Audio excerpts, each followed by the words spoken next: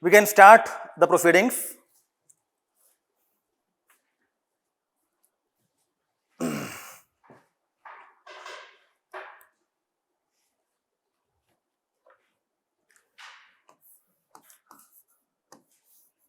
International relations.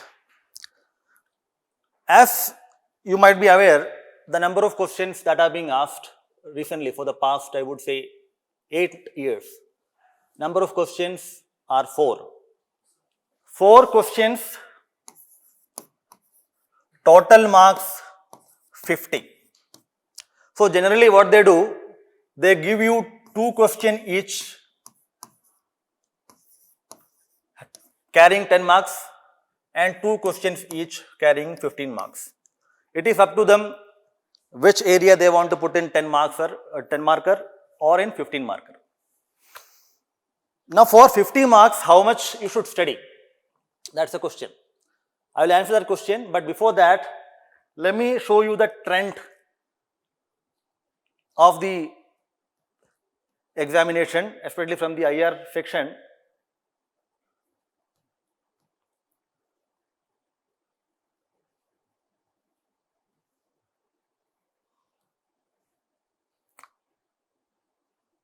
What is the syllabus of IR? How many of you remember or have the knowledge of the syllabus of international relations from the point of view of GS? Not talking about the point of view of optional. Anybody can recollect? India and its neighborhood, fine. International groupings, fine.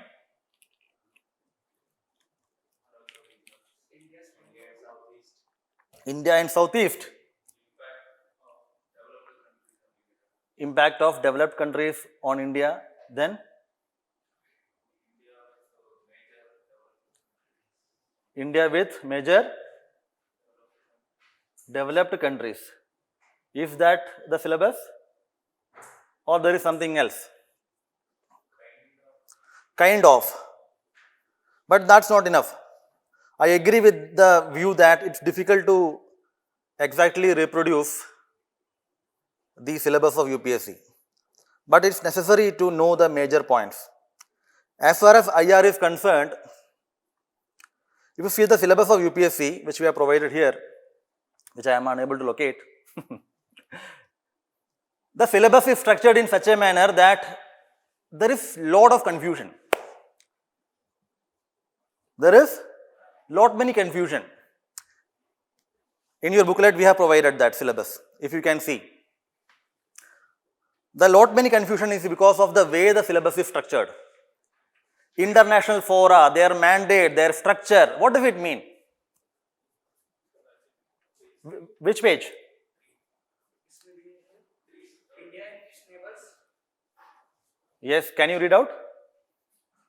Bilateral, regional and global groupings and agreements involving India and affecting India's interest. Okay, then? Effect of policies and politics of developed and developing countries on India's interest, Indian diaspora. Important international institutions, agencies and fora, their structure. Now, what is the difference between agencies and fora? Can anybody tell me? What is the difference between fora and agency? Is there any difference? The agencies work for a country and the fora are the group of the countries. Fora where discussions are held. And in agencies, no discussions are held. The agencies work for implementing, sir. Fora is for decision making. Fora. World Economic Forum. It's a fora. Forum. Fora is plural. So, World Economic Forum is what? If some decision taken by World Economic Forum, if it has impact upon India, will that be part of this syllabus or will it not be? So, can we differentiate on the basis of function that agency looks only after country and fora looks after only a groups of countries? Can we distinguish on this basis? International Atomic Energy Agency, what is it? Looking after only one country? Yes or no? No. Why am I telling you this? Because in order to make the syllabus complicated, in order to make the syllabus full of words, the habit of UPSC is like this. They tend to make it complicated. When I teach IR, what I do is I do not take the syllabus as such. We divide the syllabus so that it becomes manageable for students. We start with evolution of international relations. What exactly is the subject of IR? What is the meaning of it? What is diplomacy? What is geopolitics? What is geoeconomy? What is the meaning of strategic autonomy? What is track to diplomacy? We begin with that. Then we deal with evolution of India's foreign policy, how it has evolved. Then we deal with India and its neighborhood. Then our section will be India and bilateral relation. In India and bilateral relation, we will deal with USA, Russia, Saudi Arabia, Japan, Canada and others. In next section, we will deal with India and the world. Here we will deal with India, Africa, India, Latin America and others. Then comes the international grouping or international institutions. In the macro domain of international institutions, we include everything. This is how you make it manageable. Right? Anyway, so it is necessary that the syllabus should be in your mind. Now come to the number of questions that has been asked in the 2023 paper. How many questions? 4 questions. Question number 1.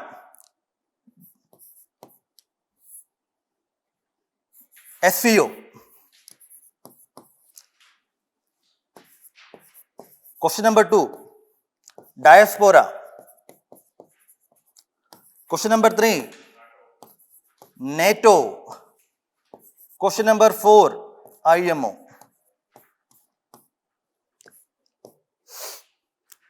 As far as SEO is concerned, what has been the question? Virus of conflict. It seems that UPSC must have, the person who fed the paper must have suffered from corona, right? So they use the term virus of conflict impacting SEO. You must know that international relation, if you want to prepare for IR, for the UPSC examination, your knowledge about current affairs has to be perfect. Perfect in the sense, it should be better than others. You can always see, you can always locate these questions in current development. I am using the word current development and current affairs synonymously. Right? Virtual summit happened in India. Remember? Supposed to be physical, but due to some reasons, virtual summit happened. If you can open your booklet and those old online students can open the PDF, you will see that we have asked a question on SEO. सबसे last में होगा. Why we have asked that question? Where is it? Quality of opportunity. Question 9. Yes. Question 10, question 9. Yeah, this one. Virus of conflict is affecting the functioning of SEO. In the light of the above statement, point out the role of India in mitigating problem. In fact, it is because of India, it is because of the problem with India and Pakistan and China, this conflict is happening. So if India is the reason for the problem, how India can mitigate it? Anyway, the point I am trying to make is this. This question is asked because of the presidency of India. India was the president of Shanghai Cooperation Organization. Meeting held in August, virtually, supposed to happen physically. Now, who is the president of SEO? Anybody? Let me check your current affairs knowledge. Without current affairs knowledge, you cannot answer the questions properly. Kazakhstan. How many members are there in SEO? Who is the new member in SEO? Recently joined. Which member? Iran. How many members are there in SEO total? 9 members. I'm going to give you 4 options. Tell me which member is not part of SCO. Turkmenistan, Uzbekistan, Kazakhstan, Kyrgyzstan. How? Neutral country. Very good. Turkmenistan. Now the question is about virus of conflict. It is easy for you to know conflict, bilateral conflict is happening. India-China bilateral conflict, and when there are bilateral issues between countries, then it is difficult for them to cooperate in so-called fora, institutions. India, Pakistan, you know. But what after that? Are these only the conflicts? If your knowledge about current affairs is good, then you will know that there is another conflict which is happening. Tajikistan and Kyrgyzstan border clashes. Tajikistan and Kyrgyzstan part of SCO. Not only that, if you are very much knowledgeable about the current affairs, then you will come to know that when India wanted to include millet as a theme area of SCO, China resisted. Millet. And when India wanted that English should also be an official language of SCO, China said no. What are the official languages of SCO? Russian and Chinese. Can we speak that? Can our Prime Minister speak? So they want to that English should also be included. Now how will you know this? Current affairs. We asked a question because of this issue. Not because of this, because the virtual meeting. The meeting was supposed to happen in physical mode. But within few days before the commencement of the meeting, the government said that we are organizing virtually. So does that mean whether the significance of SCO for India diminished? We have organized G20. Still we can see outside that G20 is not over. Everywhere you see G20. We have given too much emphasis on G20. And what about SCO? We asked a question. Joining the SCO has been a key part of India's stated ambitions on multi-alignment and strategic autonomy while becoming balancing power in the world. Examine. The key word here is examine. Examine means some challenges are happening. This question is framed in that context. Virtual summit. Not only that, we have made an editorial discussion. As you know, we have a current affairs program which is known as editorial discussion, where I as a faculty take polity as well as IR, the entire GS2, right? In which we have taught this virtual summit. And I think we have also provided, if you, in that PDF which you have, the topic, whether virtual summit means declining relevance of SCO to India. But UPSC question is very easy compared to our question. But anyway, the point is that current affairs. All the 4 questions I can locate in current affairs.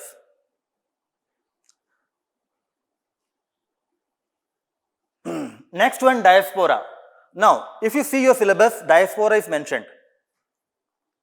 And if you know that, if you know the evolution of India's foreign policy, the External Affairs Minister has categorized the evolution of India's foreign policy into 6 phases. Can anybody tell me the 6 phases? The era of optimistic non-alignment, the era of realism and recovery, the era of regional assertion,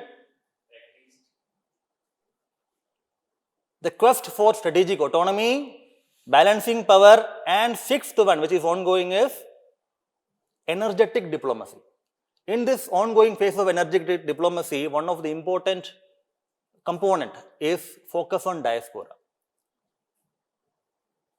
That is why this diaspora question has been asked for the past 5 years. We see more than 2 times they have asked diaspora. Wherever Prime Minister goes, the diasporic community come and meet, and there are events. Australia, it happened. So diaspora, the focus on diaspora as part of India's foreign policy is very much prominent, especially in the ongoing period. So diaspora is a very important thing. And as you know that, even when Prime Minister went to ASEAN meeting, he also met with the Southeast Asian diaspora. But the question is about West. Fine. But diaspora is an important element. If you know your syllabus, diaspora, then definitely you would have prepared something for that. And not only that, while you are reading the newspapers, you will know the importance of diaspora. Even if you are reading one newspaper, that's fine. And if you are attending our classes, then you would have been in a better place to answer them. So diaspora is important. Now, how will you start this? In the ongoing period of energetic diplomacy of India's foreign policy, diaspora has become an important pillar to achieve their objectives. This is how you connect it. This knowledge you may not get in the newspaper. But the point is that there are some important developments which are happening, which you need to keep in mind. We have framed another question, yes. Because of the importance of diaspora, we have framed this question, which is difficult than a UPSC question. Although the Indian diaspora is a critical enabler driving India's regional and global ambitions, it is divided along identity and ideological moorings. Can anybody tell me what is the meaning of this identity and ideological moorings? What does it mean? Hope if you are not given the test, then only. If you have given the test, definitely would have read the model answers. Right. Ideology and identity moorings.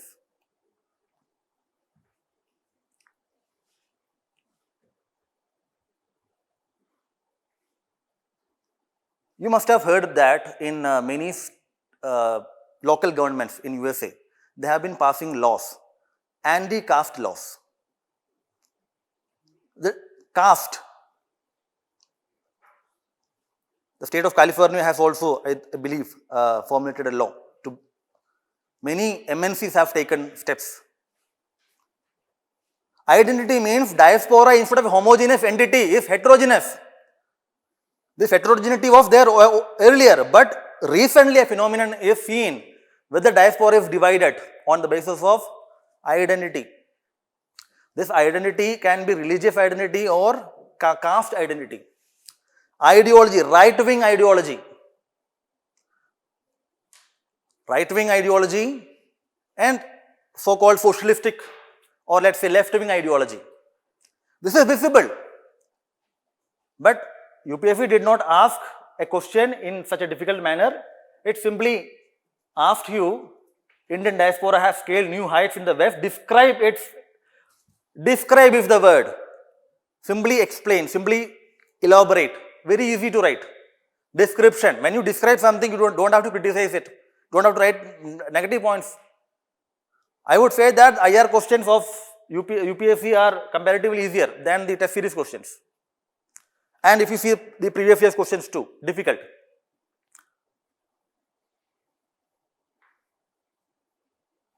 Some questions I would say that, where is that? 19 and 20, 15 marker. This one, expansion and strengthening of NATO. If you see June or July newspaper, July 4 newspaper, if you have that, I think I have given that there. Let me see if let me see that. We have provided 2 newspaper cutting. We have provided 2 newspaper cutting which is not available I think in this slide. Do you have that in your copy, in your booklet?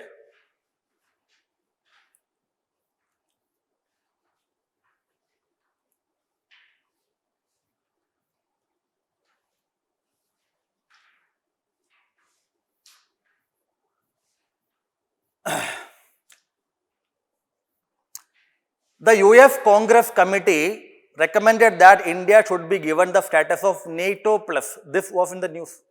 We have covered that in our current affairs. We have a current affairs, daily current affairs, where we provide 5 important news and its developments. So we have covered that there, and we have also covered that in daily Hindu newspaper analysis. NATO plus. Go home and just type NATO plus the Hindu. It will come. India should resist being drawn into this NATO plus. July first week. Even you see that IMO question. IMO summit happened in London in July. IMO is something you may study from the point of view of prelims. But your knowledge will not be enough to write that 15 marker. I am emphasizing only one thing. Current affairs is very much important. But the current affairs is not enough. Current affairs will not be enough. Because you need to know the analysis part. You know some facts, IMO. Or let's say, don't take the IMO question. Let us take the NATO question. What is your opinion? If you read the question, you will see that. Can you read out the question?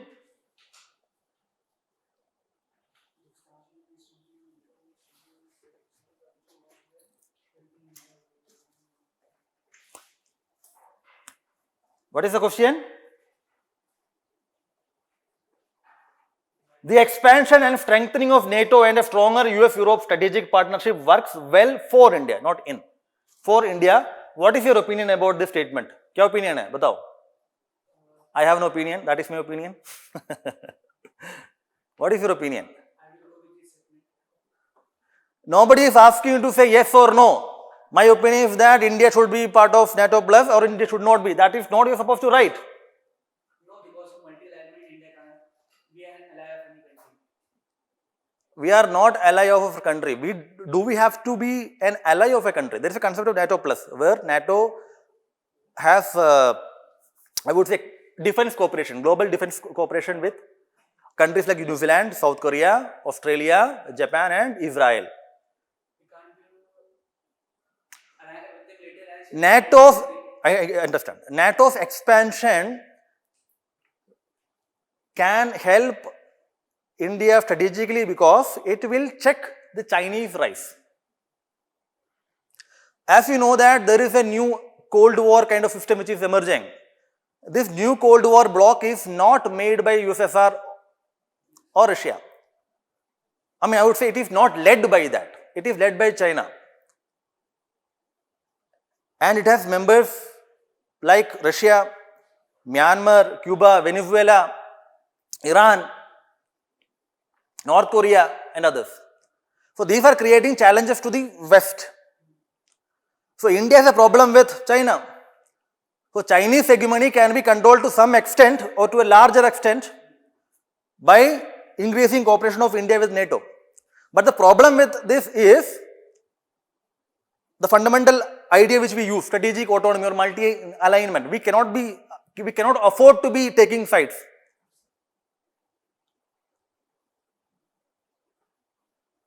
Our approach is not multi-alignment, our approach is multi-partnership. We believe in plurality of partnerships, not in alignment. I am using from the official record of the Government of India. This is the speech given by what we say, External Affairs Minister. This is what he says. But in newspaper, if you read, this term is used, multi-alignment. No, nobody is aligning with somebody. With alliances comes commitment.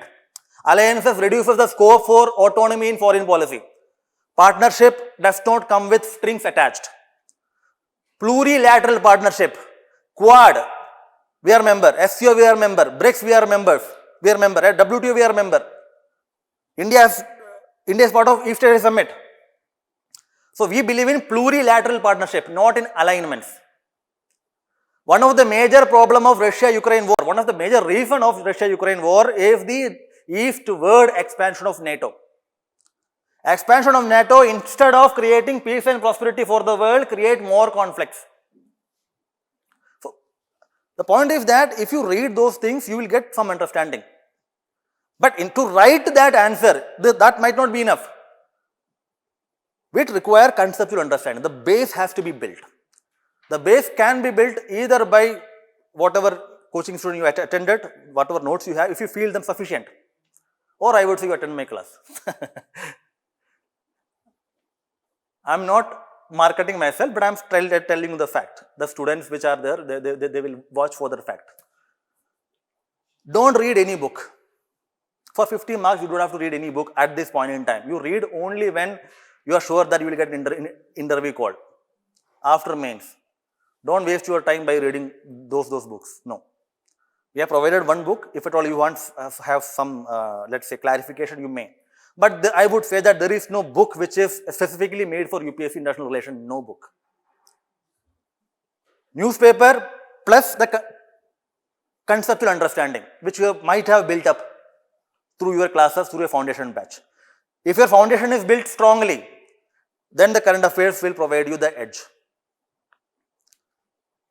Current affairs is the icing on the cake. The cake is your foundation.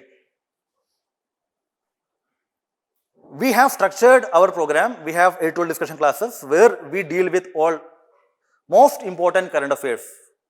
In fact, we have taken 5 to 6 lectures on G20 itself. I want to ask you one question in order to check your clarity of understanding. Can you tell me, give me an answer yes or no. India, Middle East, Europe Economic Corridor. You must have heard about this. Is it a part of G20 or not? Yes or no? IMEC, is it a part of G20? Or I would say, is it the outcome of G20 declaration? G20 meeting happened in India. New Delhi declaration came out. That is the outcome of that meeting. Can we say that IMEC is a part of the Delhi declaration? It is the outcome of G20 summit? IMEC is? कैसे नहीं है? Are you sure or just having some doubts? Doubts, which means lack of clarity. IMEC, if you think simply, India Middle East Economic Corridor. What is this idea? Why this has come? There is another corridor which is going on, Belt and Road Initiative from 2013. China is part of G20. China is part of G20 or not? And one of the major reasons were prior 200 plus meetings could not generate any outcome document or joint statement is because of the difference between West and the East, that is China-led bloc and West. Now you are bringing something which is counter to the initiative of China. Will China endorse it? IMEC is not an initiative of G20. It is an independent initiative. It is announced or launched in the sidelines of G20, sidelines. That's the key word there. USA, India, France, Germany, Italy, Saudi Arabia, UAE and European Union. They signed these 7 nations and one international organization signed this. No China, no Russia. Global Biofuel Alliance, is it an outcome of G20? Huh? If you read the Delhi Declaration, पढ़ना नहीं है वैसे 40-45 page का है, ठीक है, leave it. The statement which you will find is this: the G20 members noted the establishment of Global Biofuel, that Global Biofuel Alliance. Go home, just find out which और countries are part of this GFA. कौन से country है वो उसके part? G20 के अंदर 19+1 European union, 19 countries में कितने उसके अंदर है वो देख लेना. This Global Biofuel Alliance is also not an initiative of G20. Now, how will you know this? The newspapers might not give you this knowledge. It requires some in-depth understanding. Had you attended our classes, this could have been very easy for you, because we don't simply go to the newspaper and tell you, acha ye padhna hai, wo padhna hai. No. We go through the exact government document in order to develop that understanding. Because it is logically incoherent that IMSC will be supported by China. Right? So this understanding you should develop. This understanding you will get by whatever notes you have, by revising, reflecting on it, reading the one newspaper properly and making notes. And if you want to part of our program, you can attend the 8-12 discussion classes. 1 month classes are available in YouTube. You can go home and find out 8-12 discussion classes 1 month. We have started from August and September. It is available in YouTube. Right? You can see them. We have dealt with the polity aspect as well as international relations. But anyway, to conclude this session, as far as IR is concerned, we have an economic faculty who right? She will discuss, ma'am will discuss the economy aspect of your UPSC. Anything you want to ask me, like what to study, how to study, I think I have made it clear. Do not run behind sources. Do not run behind sources. Have the syllabus in your mind. Develop conceptual understanding. You should know what does it mean. Strategic engagement. All those terms are used. क्या मतलब है उसका? If I say the success of G20 is because of G20 eschewed or excluded geopolitical consideration and it focused on geo-economic aspects. What does it mean? Geopolitics क्या है, geo-economy क्या है, अगर पता नहीं है तो नहीं लिख पाएगा. Conceptual understanding is very much important, not only for IR, for other subjects too. Right? Do not go for books reading. This is enough. We have provided the current affairs, we have been providing this. So if you want to follow ours, or you can also follow others. Right? Anything you want to ask, you can. Nothing? Then all the best.